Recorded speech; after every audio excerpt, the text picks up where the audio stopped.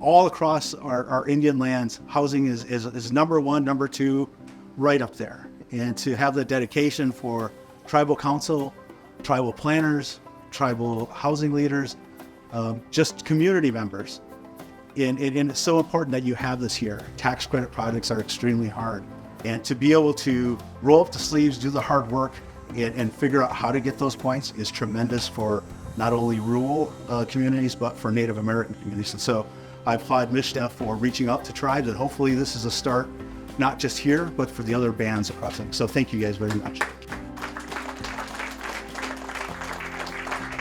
We have had a lot of conversations internally and with leadership of the tribes in the state of Michigan about how we can increase their housing stock. We are looking line by line in all of our programs to make sure that we're not putting up any barriers that make it more and more difficult for the tribes to access those dollars. We intentionally wrote these rules for tribal communities, for public housing authorities, and for other areas of the state that don't have development capacity. And what we're trying to do is make sure that we develop that capacity that stays long-term in those communities. Nikki's department is trying to have that capacity in-house to be able to do this housing over and over again, and we want to support that. We do have another LIHTC project number 2 approved already and in the works for another 36 units, including a community center and office building.